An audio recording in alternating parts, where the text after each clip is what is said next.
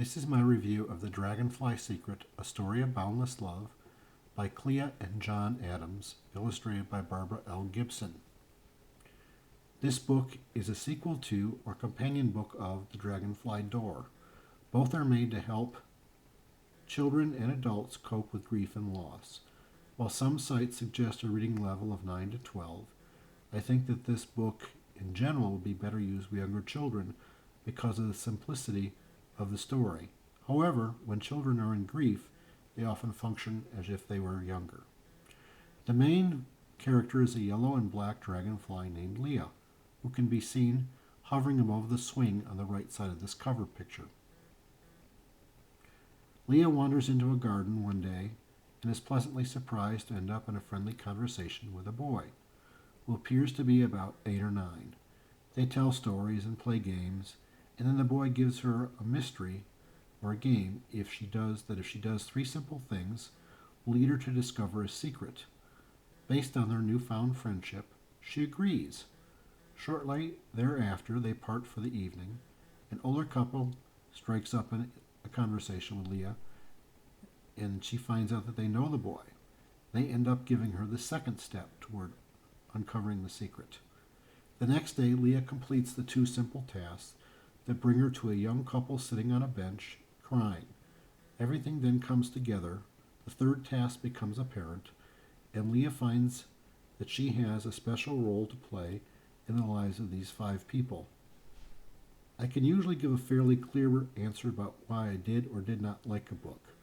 For this book, it is more difficult to say why I liked it. Instead, I will point out the pieces that made me like it quite a lot. The book is impressive right from the first glance. It has a very nice dust jacket covering its 10 by 8 inch cover.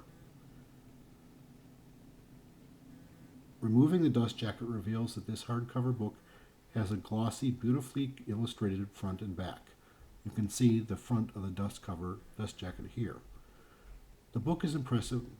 The binding and the glossy pages also appear to be high in quality. The illustrations by Barbara L. Gibson are works of art. The flowers, the plants, and the dragonfly are brilliantly and lushly, but still realistically portrayed. I've always been a big fan of dragonflies anyway.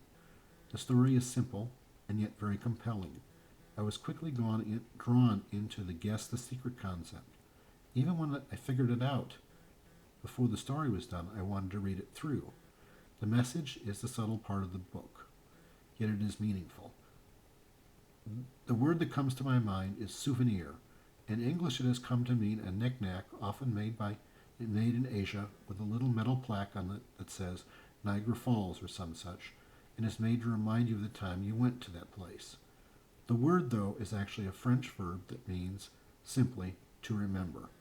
This story is about helping those who are in grief be able to remember their lost loved ones in a positive way. The lighthearted nature of the story helps those in grief shift gears while still remembering. I see this book being best used when a caring adult is reading it along with a child who is grieving. If a child reads it alone and that child has recently lost a loved one, the child might well want to talk about the book afterward.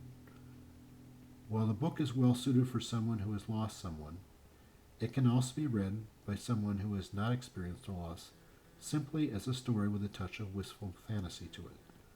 However, as most people have lost someone at some time or another in their lives, I think it will likely resonate with that loss when they read this book. I